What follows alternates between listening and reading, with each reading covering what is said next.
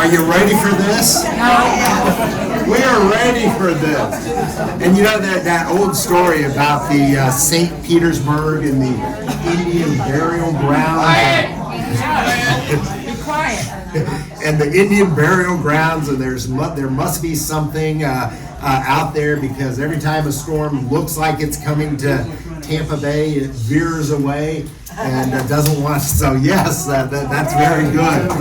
So mostly good news this morning for Tampa Bay and for Regency Oaks, and we wanted to just come and sort of give you the update. We're going to look at Ventura Sky and see where the storm is looking. We have Joe Sorensen, our Vice President with LCS, here throughout the duration to support us. So thank you and welcome. We had a call this morning about 9 o'clock. That was our standard hurricane call with the division. And so the storm is about 70 miles off the coast. It looks like, just as we talked yesterday, it's coming in somewhere between Cape Coral and Fort Myers. It is going to be a very powerful storm. It's a Category 4 and just a few miles shy of a Category 5 impact. This is the biggest storm that we've seen in Tampa in many years. It's been more than a decade. So we are not in the path. We have a couple of communities that are at risk. Our community down in Port Charlotte is going to get hit with some strong winds. They were reporting this morning that they were anticipating 90-mile-an-hour winds. So that's a pretty good impact. And then our Bradenton community, which for those who have been down there, we had a number of residents who spent a month or two down there after the fire. It's a beautiful community, but it's in very low-lying territory, and so they're worried about the storm surge and all the flooding associated with the heavy rains. So we will keep them in our prayers. I want you to know that LCS has positioned resources across the state so that we can respond to this. And then I also want you to know that Regency Oaks is ready.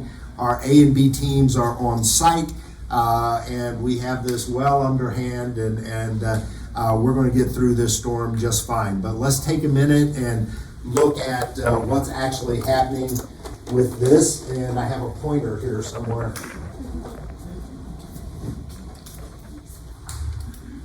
So the day I won't stand in front of you and block your view, okay?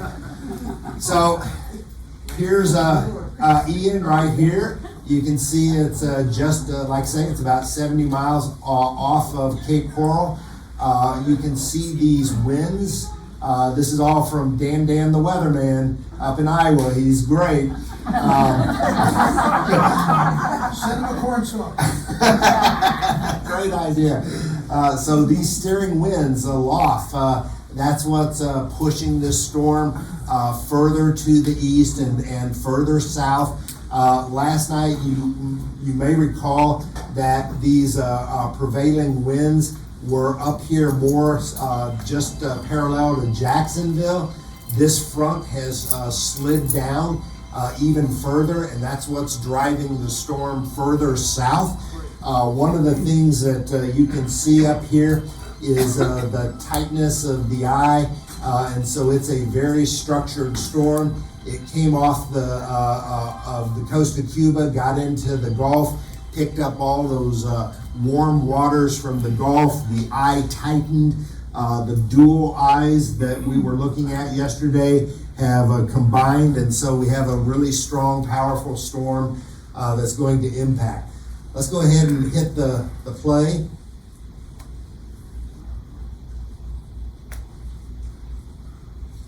And so we're going to stop it right there. Maybe. Okay. So, so right now, what we're looking at is a 2 o'clock impact. That's where it's going to make landfall. You can see it's literally right on top of Cape Coral. Fort Myers is just barely to the north of that. One of the things that Dan pointed out this morning is that 2 o'clock may be pushed back or extended a little bit. It's 2 o'clock. The storm is moving at 9 to 10 miles an hour, and if it were a direct straight line, it'd be a 2 o'clock landfall. But it's wiggling a little bit, and so this may actually get pushed back an hour to 2 hours, and that will push the time frame as it marches through the state. That's going to push that up a little bit as well. Now, let's look at what has changed. You'll recall that yesterday it sort of went right across the state. Up here it was going to impact Vero and then follow the coastline a little bit and out into the Atlantic. This has changed a little bit. Let's hit play and see how that's going to change. So now it is moving directly up the center of the state, and eventually it's going to exit out up in Jacksonville. Now let's stop it at about 2 o'clock. Maybe right there, that's good. So we just stop it maybe right there. All right, so there's Thursday at, I gotta get close, yeah, Thursday at 2 p.m. So by Thursday at 2 p.m., it is completely off of the coast of Orlando. We are on the downward side of the storm. All the leading edge where all the winds are will have completely passed us by. The trailing edge, you can see this is part of the trailing edge right here. And so it's going to impact the center of the state. But our best guess is if you look right here in Clearwater where we are, these are actually the prevailing winds from the front as opposed to the hurricane winds. These hurricane winds are the red, these yellow winds are from the prevailing front.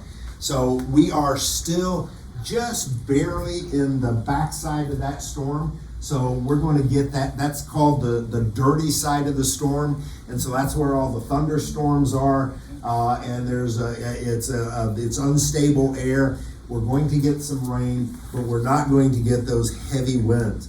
At the worst part of the storm, we're anticipating winds gusts of up to about 70 miles an hour and sustained winds not exceeding 39 miles an hour.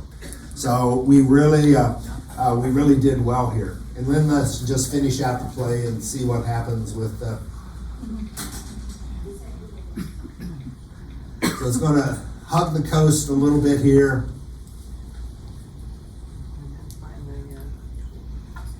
And hopefully it's going to exit out into the Atlantic before it impacts Jacksonville.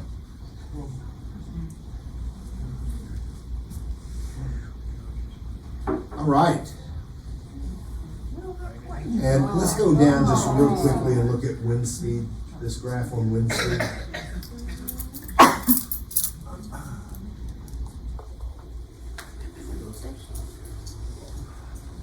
And did we highlight the wind speed?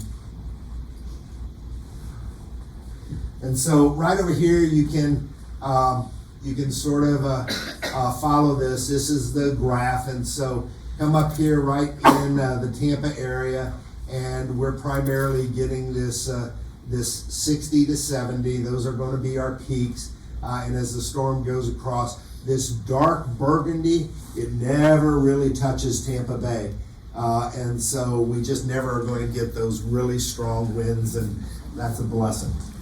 All right. All right. So Ella, why don't you come on up and have a few words here from the American Red Cross. Thank you for being here. And we may have a stick mic here. I don't think you need one. I'm a pretty good broadcaster. I have 4 children. You do for us. I will speak up, and I guarantee you'll hear me. Is that working? For hearing aids. That's a whole nother reason. Forgot. Sorry. That would have been my dad. All right. Hello? There we go. Hi. My name is Ella Landegger, but most of you would know me as Teresa Solomursky's daughter. She knows what I'm going to say, so that's why she didn't bother coming down, but she says hello and good morning to everybody. reason my mother lives here is because you are at 85 feet above sea level. You're at one of the best, safest places in this county. So that one, major reassuring. When June 6th happened and the fire happened in the other building, which is where my mother lived, I was incredibly impressed by the response of Regency Oaks. It was as flawless a plan as I've seen, and just so you know, I do preparedness programs for the Red Cross. In addition to that, I happen to be the chair of the Tampa Bay chapter. So I'm off singing lots of Red Cross shirts because I thought I was going to be spending this week in a shelter and having my husband look after my mother. But they said, no, Ella, we need you out there on the outside for any interviews that might come up or anything else if the storm went this way.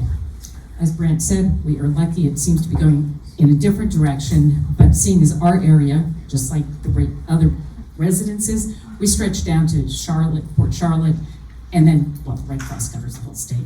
So we are anticipating weeks and weeks of recovery for others. I will say, when the storm gets up here and we get the rain, please don't go and hang out by the windows necessarily or want to be walking back and forth between the buildings because some things might get picked up, and that's not a great idea if we end up having storms. We can't hear you. Still can't hear me? No. I'm on Hello. Is that better? Okay, maybe I've got to find the right spot. All right, so basically, do stay away from windows if the storm really kicks up, and close your blinds just to make sure, because we don't want to have a stupid accident happen. That's not necessary. But you are in the safest place in the county. You're in the best facility as far as I'm concerned. That is why my mother is here. I'm sure that's why many of you are here. If any of you are not sure about what storm surge is, I teach classes, and actually, Brent, for any of the employees' children that are here and any of the grandchildren that are here, I'd be happy to do a Red Cross class that we do for students later on today. But let me explain storm surge to those who've moved from the north. You remember being in a bathtub or a swimming pool and you'd splash somebody who was walking by on dry ground? Well, storm surge is like that. Basically, it's Mother Nature putting her arms of that spinning cloud into the water and putting it up on ground. So similar to you doing a swimming pool or bathtub splash, it's Mother Nature using the ocean. So it is water coming across dry ground. Don't keep watching the news all day long today. It is frightening and scary.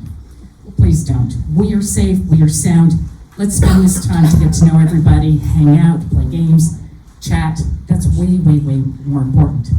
But the other thing I'm going to suggest, because I am so impressed with Regency Oaks, is all of you need to put your hands up. 2 hands up in the air.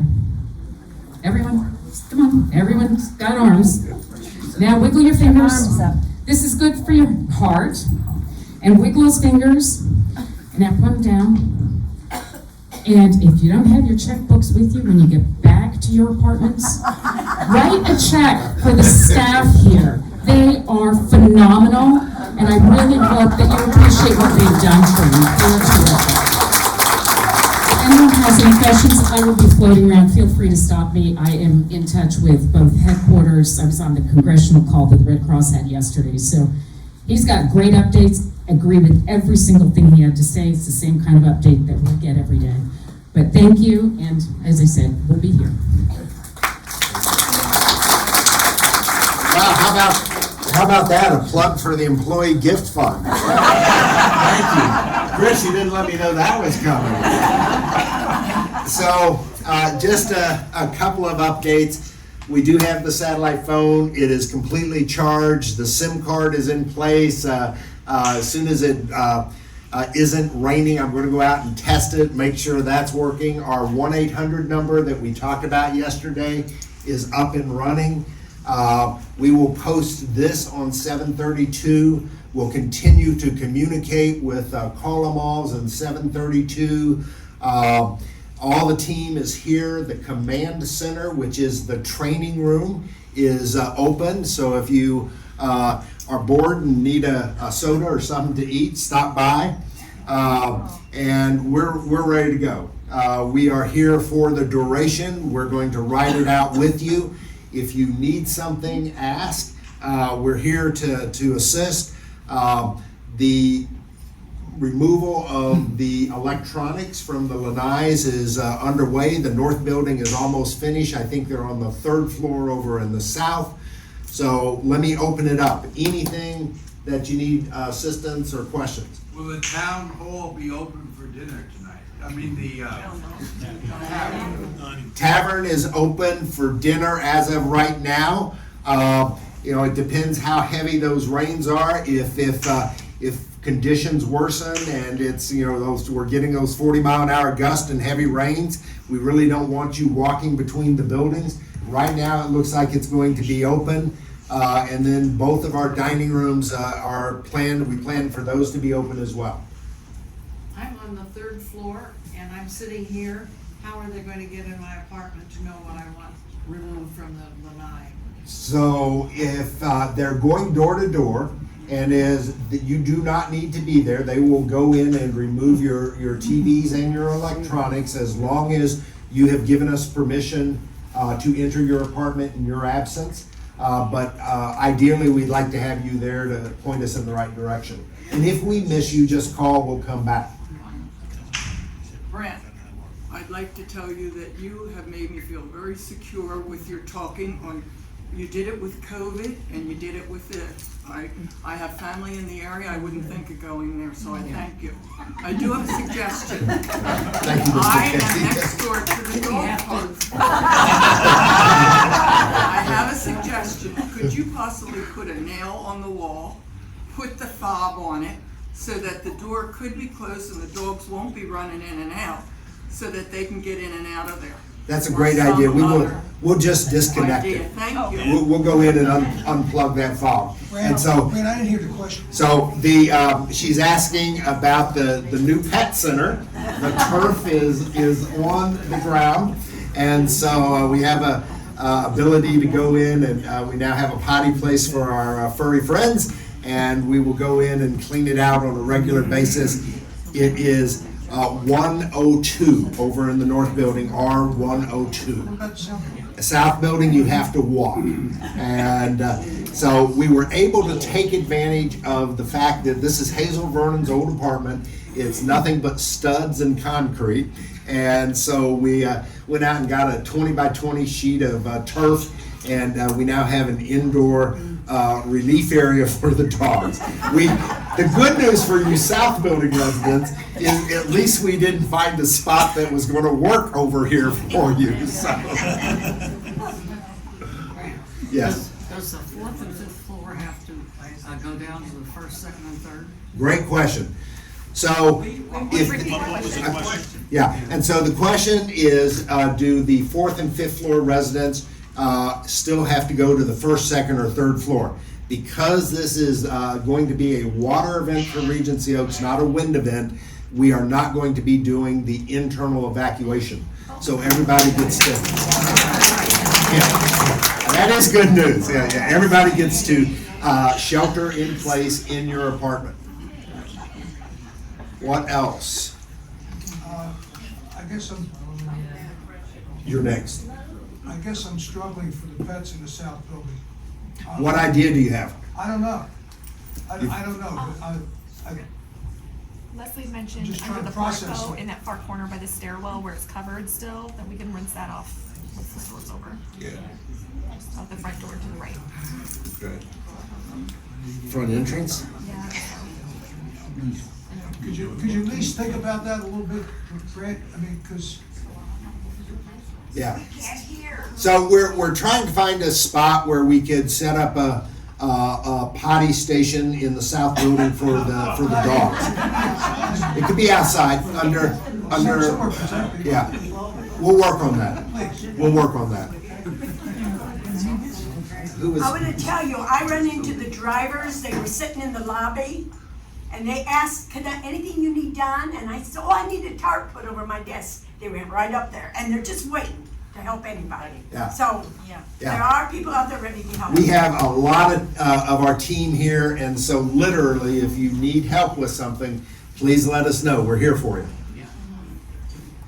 You were gonna tell us yesterday how to flush the toilet if we don't have water. You didn't do Okay, thank you. All right, so let's talk about water. That's, there is still the possibility that we're going to lose water and power. And here's what happens when you lose water. It's not that there's a pipe break, it's the pumping stations that pump the water lose power. And so once that happens, then we no longer have water at the community. So there was a handout yesterday, and so our recommendation is that each of you should have 6 gallons of water either in your tub or in the portable jugs. 3 of those gallons would be for consumption and cooking, and 3 of those gallons would be for flushing. And so because your tank is only going to have 1 flush in it if we lose water, the first thing we recommend is that every time you get up and use the restroom to urinate, don't flush. You can go 3 or 4 times before you have to flush. And If it's yellow, just be mellow.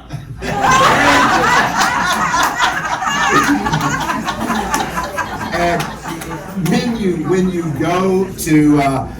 you do decide that you're going to have to flush, take those 3 gallons and use them judiciously. But that's how you flush. You can take the top right off the back of the tank, pour in a gallon of water, and then flush as you normally would. Don't put paper in the toilet. Yeah. Don't put anything but the urine and whatever. Yes, and so that's a very good point. The less paper you put in the toilet, the less water is required for a flush. And so there's some sort of scientific formula there. I don't know what it is, but What about the people that don't come to this, or that are always in their apartment? How are they being taken care of? So a couple of things. This is going to be broadcast on 732, so everyone has an opportunity to pick up on this. So yes, we've got 100 people here, but that means we have 200 people who aren't here. So encourage them to watch this on 732. We are getting ready to deploy about 2 o'clock this afternoon. Our wing captains are going to be on the floor. And so our goal is to try to have 3 associates on every floor, both buildings. And those are the ones who are going to be going door to door, asking if they can assist. Do you need anything? If we lose power, that's how we will distribute the ice and the food. And so that door-to-door presence, you'll have someone actually on your floor able to assist you. And if you... I'm thinking of somebody who doesn't come to these. There's a question back here. Yeah, so the question is, we're going to be going door to door, starting at about 2 o'clock this afternoon. That's when the worst of the storm is probably going to hit us. And we'll have a presence on each and every floor and just be going up and down the corridors so that those people who missed this presentation are still going to be able to get the message. We'll be out there to reassure them, let them know that everything is taken care of, and assist them if they need help. Ring your Be bell. on YouTube. Yes, we are on YouTube as well. Yes. When is the likelihood I have a we lose question. electricity? So what is the likelihood we will lose electricity? Here's my recommendation. We plan for the worst, so let's say it's 100%, and then let's hope we get lucky. And we're not going to lose electricity because of wind. I don't think that's the case in this scenario. Where we might lose electricity, and TECO has already given warning about this, is as this storm surge, which is supposed to be historic, as that starts to come ashore, TECO is beginning to turn off its equipment to make sure that they're able to preserve it and then be able to turn it back on after the storm has passed. So I think there's a good chance that we're going to lose electricity. It's not because of the winds, it's because of the storm surge. And we could be out. The last hurricane, we were out for about 12 hours. Now, we are on a priority status with the county when it comes to turning back on the power. And it's because of our nursing center. And all nursing centers in Pinellas County get preferential treatment. And so because they're on the same transformers as Regency, if our power is lost, we will also be one of the first places to have that power restored. Way over here. For future reference, is there anyone here who's been able to find a plug for the tub so that we can fill the tub? I tried for a couple of years when we come around with emergency supplies and I bought them, but none of them worked. Okay, so the question is about the stopper for the plug. And so as most of you know, not all stoppers will work, and the stopper that's in the tub absolutely will not work. And so we have, after exhaustive research, we have found the perfect stopper. It's the only one that works. They were available for sale. Many of you have purchased them. I have about 30 of them left. And I have put 15 at each building. And so they are available, but please don't come and get one if you're just thinking it'd be nice to have a backup, because we do have residents that don't have anything, and let's make sure everyone has at least one stopper to get through this storm. So how do I get that stopper? You go and ask at the front desk. Go to the front desk? Yeah. Okay. They'll take your name and maintenance will come up and show you how to install it. If there aren't enough stoppers, one of the things that we found that helps keep water in tubs is some saran wrap, a couple of layers of it, put it at the bottom of the tub, put something else that's a little bit heavier on top of it so it stays at the bottom of the tub. And that way, if there's any suction that pulls the saran down, it should keep it in place. And that we found does help. Good tip. Having called all of you people and never gotten an answer. I called my friends, now I'm calling my kids that are all over the country. I have on the landline the vinyl. On the left side, and it's already been a problem before, the top section is being held there with tape. Tape that you would wrap a package with. And somehow, I don't think it's gonna last. Didn't notice anybody else. What do I do? So it's too late to do anything now, but let's talk about vinyls. Vinyls are not watertight, and they sure aren't going to be watertight in a storm. And so what happens with those outdoor vinyls is they're plastic in they're vinyl and plastic frames. And as soon as the wind starts pushing on them, what happens? They separate. And that's where the water is going to come in. So even if your vinyls were brand new, our vinyls are not watertight. They are not designed to withstand tropical or gale force winds, and you are going to take water on your lanais. That's why we're currently out there pulling electronics. So after the fact, let's talk and I'll figure out what's going on with your vinyls. But today, it's too late to do anything. The tape isn't going to make any difference one way or the other.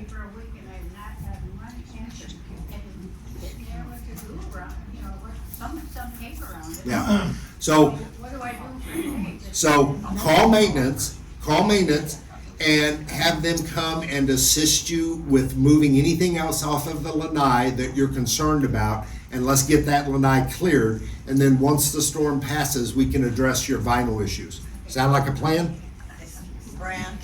Plan? Brand, Emma's had her hand up for a long time. I'm sorry. Who? Emma, she's right behind Ginger, that's why you. Sorry, I can't couldn't her. see you. I want to know if we lose electricity, do we have some kind of auxiliary electric downstairs in the at the desk, front desk, so that we can plug in our hearing aid and our iPhone temporarily and use it as a community? Yes, Give and us electricity back in the hearing aid or the iPhone. yes. And so we have limited emergency lighting at both of the front desks, and that includes a couple of outlets. Now, in the north, we have a charging station where we can charge up to 10 cell phones at one time.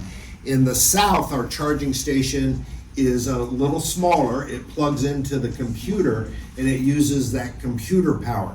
So we also can charge, we can use that outlet to charge hearing aid batteries and bring those up. But understand that there are 360 of you, and we're going to have 5 or 6 plugs available. So it's a first come, first served basis, and but yes, we do have a partial plan for that. Okay, thank you. You bet. Yeah, with that, could you do it 24/7?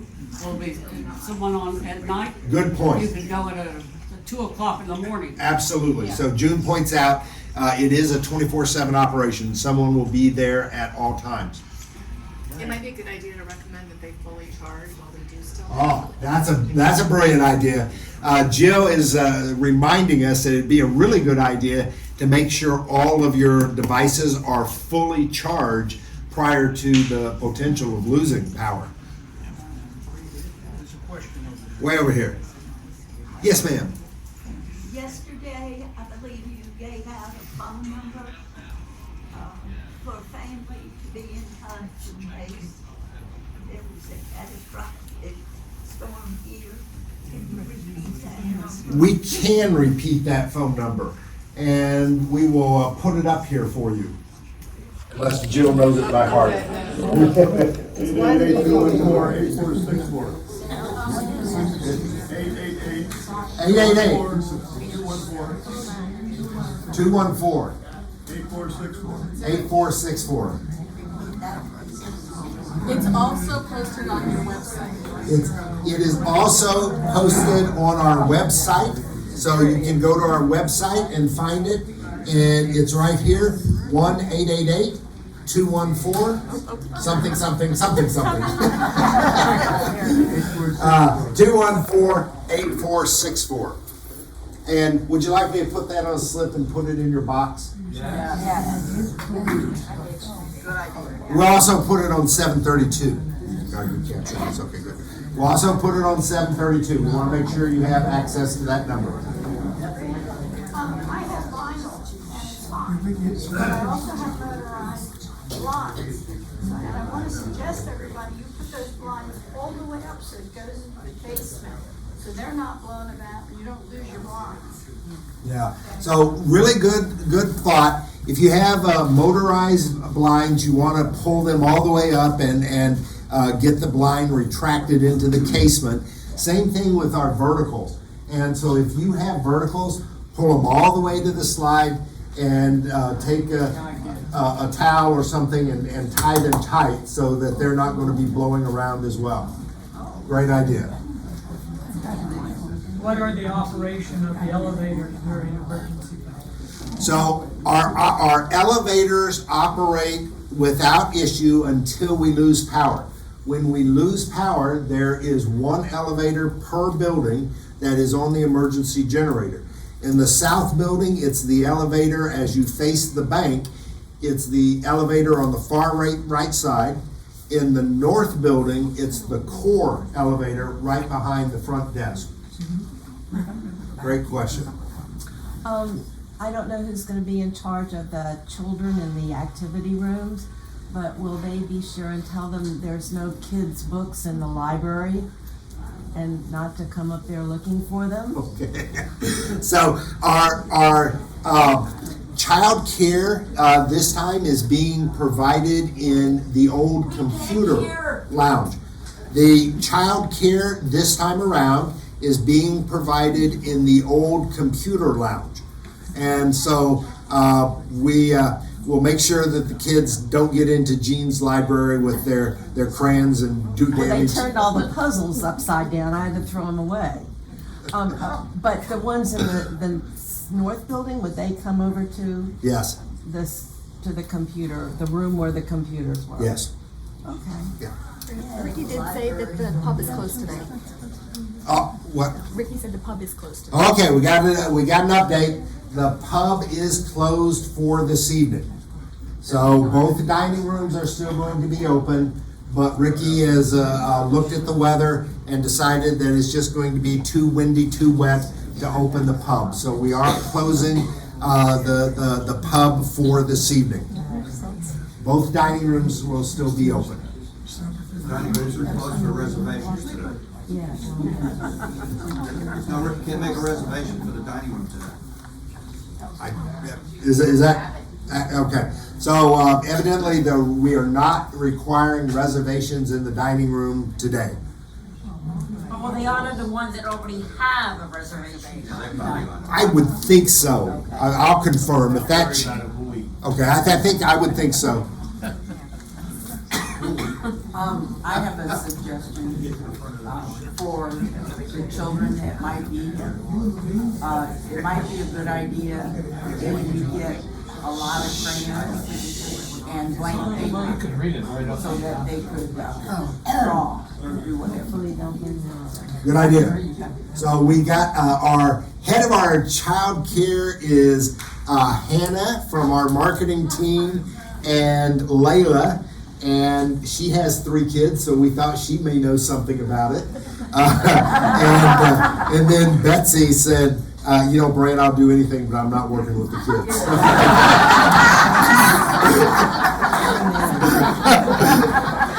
So we're in good shape. As I mentioned, I have 4 children, so I'm also going to suggest that at some point we might bring kids like in here and just have them do races up and down the hallway. So please understand that sometimes you just need to get their energy out. So please be tolerant if there's a bunch of kids suddenly. I'll volunteer. But we just need their energy burnt off so that they get them burnt. It's Derby Day. We can come down and bet on them. Karen has Are we required to leave our apartments and go in the hall? Or can we remain in our apartments? No, yeah, so great question. You don't have to, pardon me. This time around, you're not going to have to leave the apartment because even as the storm passes, it's going to be well to our east. And so you can shelter in place inside your apartment. Yeah, so you do not need to leave your apartment. You're going to be able to shelter in place even as the storm passes to our east. All right. Brian, I live on the 5th floor, so I have a bird's eye view of the construction site. And yesterday they put down the peel and stick on the flat roofs, but they also put it down on the walkway. And you now have a wading pond on the walkway. You have 4 to 6 inches of a pool there. So we ought to be aware of that. And this is the new walkway? The new walkway alongside the arts and crafts room. Okay. All right. I'll look at that on my way out. Thanks for letting me know that. All right. Well, thank you very much. We're here for you. Look for communications. We're going to get through this just fine.